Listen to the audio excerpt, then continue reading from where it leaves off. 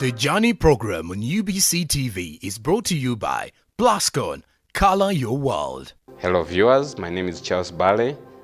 I'm here today as a representative of the Legal and Electoral Affairs Committee of the National Consultative Forum. The National Consultative Forum is a constitutional body that was set up by Parliament to bring together all the political party representatives, which also includes the chairman of the Electoral Commission and the secretary, who is also the secretary of the forum, and the Attorney General.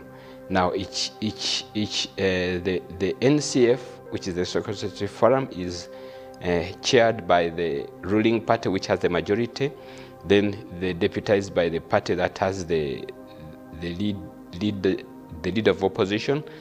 And in that case, the NRM is represented by Honorable Chiwanda Godfrey Subi, who is our chairman, and the FDC and the NUP is represented by Council Katana of NUP, and then each other registered political party, those remaining 24, each registered political party has one representative. Then on top of the 26 political party leaders, then we have the secretary of the Electoral Commission, who is also the secretary of the NCF and the accounting officer. And then we have the chairman, Electoral Commission, who is a board member, and also the Attorney General is represented on that board.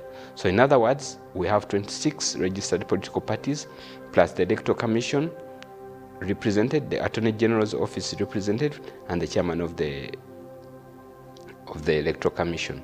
Parliament envisaged a scenario whereby we needed to have political parties needed to coexist and work in national interests. So we formed it created a body called the National Consultative Forum. If we are in a bicameral parliament, it would have been the Senate. Unfortunately, it's not given that much attention, though it does a lot of work, especially related to the political issues in the country. In fact, most of the issues related to the politics of this country, the political issues, originate from the NCF. They originate from the NCF before they go to cabinet or something like that, and because the Electoral Commission are the custodians of the elections. They are the supervisors. They only supervise. They are members but supervisors. But the other role of the NCF is that, much as it is supervised by the NCF, but it coordinates and resolves issues amongst parties and within parties, inter and intra, but also whether the political issues related to the EC. If there is an issue with the EC, it's the National Consultative Forum that talks to them over the issue, and so that we have a peaceful coexistence of parties and governmental institutions. Actually, activities, recently we had the National Peace Pledge, which was signed around November, December last year.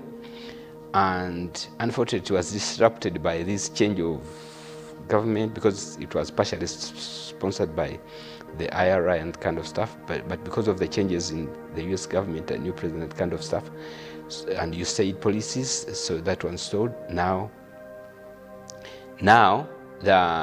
But we are, first and foremost, you know that Parliament passed the Code of Conduct for political parties, organizations, and political players. And when I talk about political players, I mean that the independents, they're not immune of the law. They also have to be, so that we have a peaceful elections and peaceful conduct of elections, regardless of whether you're a party, because parties are regulated, but the independents are not. But in this case, the National Consultative Forum requested for the amendment of the Political Parties and Organization Act to regulate the independence. Fortunately, the president assented to the code of conduct, and now it is the bill. Now it is an act. Unfortunately, so many people are not aware that there is act that regulates parties and political activities. There is a code of conduct. Now, what we are doing right now is that we are popularizing the code of conduct for political parties and organizations, and enhancing and promoting the peace pledge, because we are going towards elections. We all pledged, including the NRM, all these other parties and other stakeholders, including security and police and kind of stuff. We pledged to maintain peace before, during, and after elections. And we also pledged that we shall work together with security organs to see that we have a peaceful elections. And there have been issues recently of Kawempe, but we've addressed them extensively. And realizing, peace is a process. It's not a one-day event that you come and, oh, today we have peace, we have signed. No, you build that through dialogue and involvement of other stakeholders, because there's a tendency that people think that the only stakeholders in politics are the politicians. That's wrong. These guys in the ghetto are stakeholders. These women who sell tomatoes are stakeholders, and by the way, one of the biggest stakeholders, because we cannot live without them. Then we have religious leaders, much as they are compromised, and I say compromised and I mean what I say. They are also stakeholders. So on Wednesday this week, we're having an activity whereby we are seeing off a team that's going to the Eastern region. We are starting with the Eastern region in popularizing the code of conduct. The team will be led by Honorable Chiwanda and the other members. They are going to Bbaale. There's a workshop in Bbaale Protea Hotel, and they have invited all stakeholders.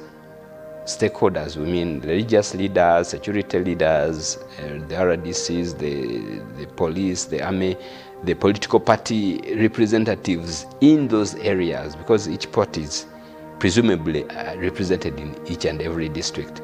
So those of the Eastern region, the parties will be represented by those people who live there.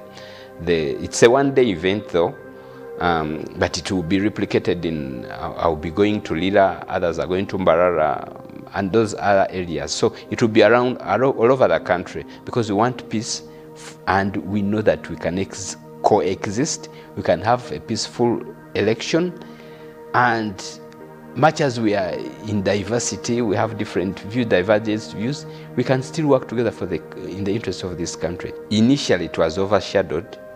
Actually, it has been there for I think it was inaugurated in 2010, but it was not in the limelight. And of recent, it was overshadowed by the iPod. So when you talked about issues, it was the iPod. But iPod was not constitutional. This is the constitutional body. The only problem why it was not in the limelight is it was not funded. I can tell you that since 2010, government has deliberately maintained its budget to 400 million. 400 a year. It means that even the NCF can only meet once in a quarter. It does not have, it's so there are even talks of artists increasing the budget, because the problem was budgetary, because the members are not paid like civil servants, no? So you have to, even to organize the meetings, you have to make the service provider and kind of stuff. So the problem was budgetary, and initially some members of parliament thought that it was sort of a threat, I think in their own wisdom. So they suppressed their allocations and votes and kind of stuff. But things are a little bit changing, and I think they are now seeing the importance of NCF, and we are regularly active. Now, of course, before we are under the Electoral Commission, hosted by the Electoral Commission Political Parties Desk. But now we have our own independent office at Kansanga, near KIU, around there. We have an independent office, so the activist members can come as and when they want to, or when they have activities. We meet committees. The chairman is always there. Before, you'd look for an audience of the chairman for at least 2 months. Now, every day, at least every, in addition to other days, the chairman of the National Consultative Forum, Honorable Chiwanda Subi, sits there every Wednesday. He's there full time, and as of now, he's getting too busy because all these other institutions are coming and flocking, and now there is awareness about the NCF. And because the code of conduct has to be operationalized by the NCF, not any other body, now we are a little bit busy, of course, subject to availability of resources, but we are doing whatever we can to see that we have peaceful elections. Recently, we had observers in Kawempe. We made some notes. We discussed them in the plenary recently, and then we made some recommendations, and we also still push for some amendments, whether constitutional or otherwise. A lot of achievements. Unfortunately, like I said, because of budgetary whatever, we were not given attention. But we've done a lot. First and foremost, it was a taboo for someone to sit to put an NRM chairperson or member sitting next to a NUP member, and the other one is FDC. But we are in peace, and we deliberate for and on behalf of the country, for the good, regardless of. And when we are sitting in NCF, we don't sit. I represent the Greens, the Green Party. We are environmentalists, but I do not represent the party that I am affiliated to. I represent the state. We work for the nation. We do it in national interest, and we address these issues. Of course, it's because of the budgetary constraints, and we're not full time, like every day you understand. Some of these issues come and go when we have not talked about it or something like that, or by the time we meet, the nature of our meetings, by the time we meet, issues are overtaken by events. But we're also addressing that. We are addressing that, and I think maybe by the start of the next financial year, things will be different. We're going to be very, very, very active. We've been having interactions with the Uganda Human Rights Commission, fruitful interactions, and in fact we have a program of working in liaison with the human rights in pursuit of peace. Human rights liaison officers around, because it's a body that has its constitution and also has offices all over the country. So we are going to liaise with them. We are making liaison committees with we are meeting civil society. We met the joint clinic of the religious leaders, Interreligious Council of Uganda. There are a lot of stakeholders that are involved, and that's where we are embarking on that. In fact, even these regional meetings that we are going for, we are involving them. Of recent, we even had the interactions with other political stakeholders. On Friday, we just had the Democratic Alliance meeting with the Honorable Mpuga and the Mavikes and that group. They presented their proposals, which are also good. Actually, they coincide with what almost all that we have been deliberating upon. But there are also other forums, alliances that are coming. There's an alliance for small parties. There is, I hear there was this Holy Alliance or whatever. We are welcoming each and everybody, and we are building capacity of parties. The number one challenge was, one, the perception. The perception was that anything to do with political, if you want to effect change, you have to go through IPOD and organize a meeting with the president, and that was the only way, viable way as at that time. But that is history. Now, if there are issues, and we believe that we cannot ignore any stakeholder. And like I told you, people have a thinking that maybe the stakeholders, the political parties. No, we are involving everybody. But of course the challenge is that we have the radicals. The radicals both in NRM, you know, you heard about in Kawempe, there were these people, Waliwe Gali. A colleague of mine met a police officer, a woman. She was shivering, not shivering, but she was in a tense situation. She was holding her phone, but they had mobilized a gari, as they called it. And both parties, by this time, it was the yellow. There was another group of a gari who that was putting on red. And the police were like helpless because there are so many, and people were picking phones from people. These incidents have been reported. It's not news. But we also observed. Actually, one of our colleagues, one of the observers, because we had a drone, you know, and when you move in a drone, people think that you are either kidnappers or that kind of stuff. Actually, some of our staff had to leave and use their private cars, because when the drone comes, everyone is looking at it.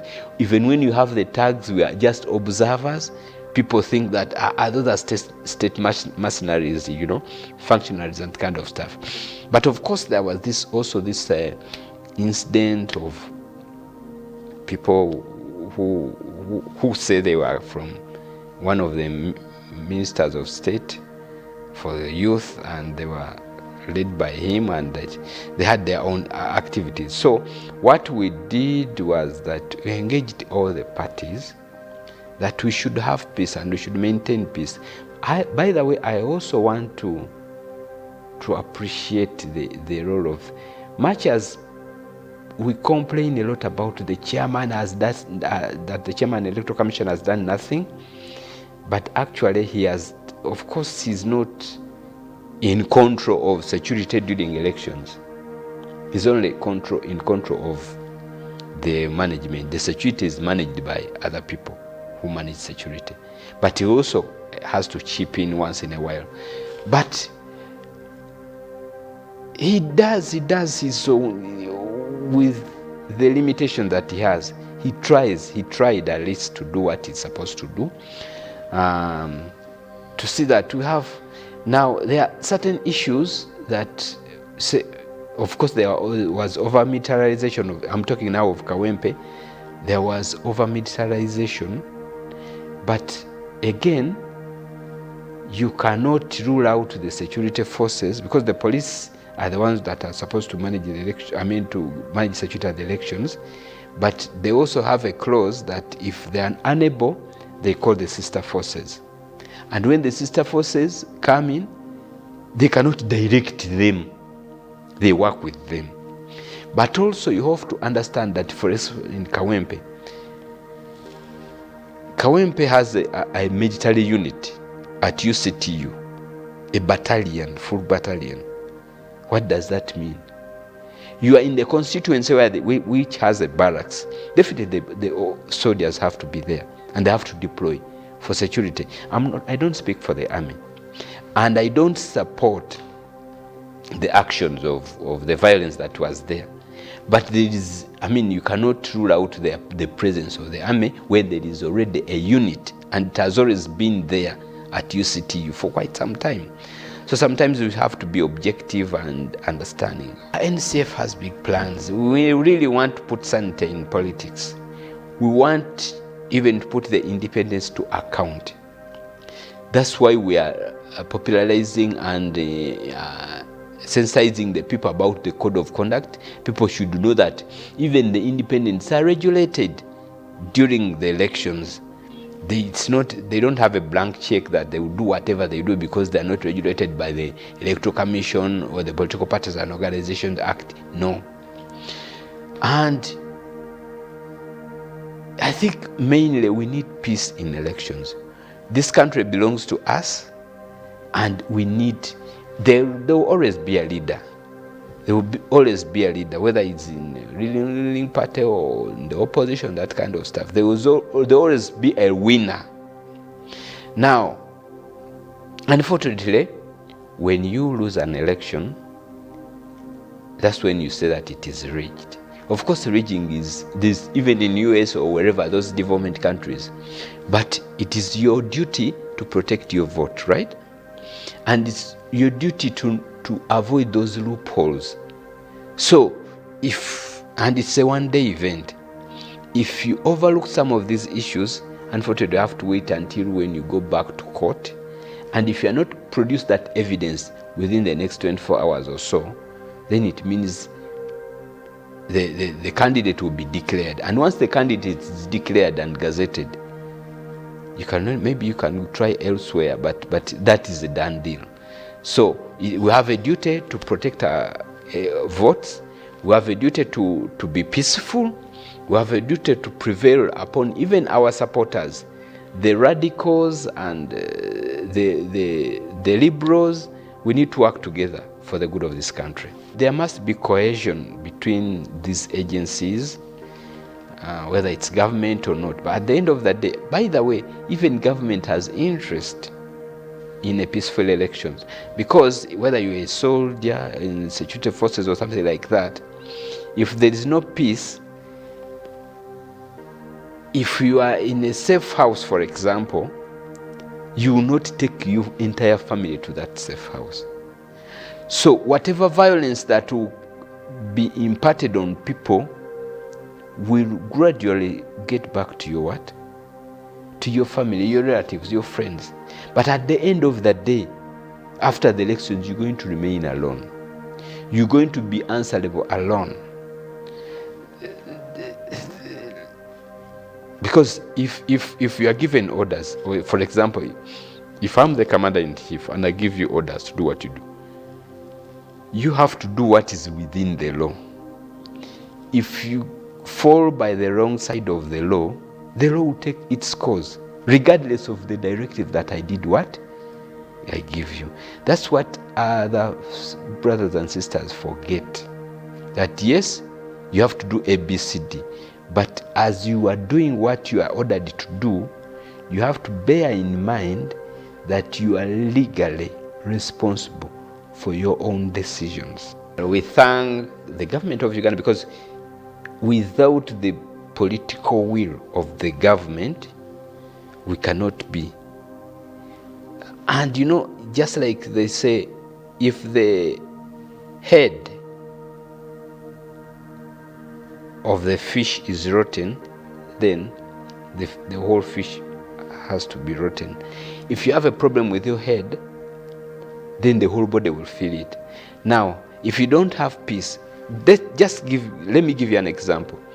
If, for example, today was, if the leadership in place, if the president and the security forces are not peaceful, I tell you that restlessness will trickle down to the last person. Why? Because it will be. It will be chaos from the office, from the top office to the bottom. So, in other words, if the government did not have the political will to have at least a resemblance of peace, then we wouldn't have even what we have. But we also appeal to it, to the government to work for peace. At the end of the day, the country belongs to all of us.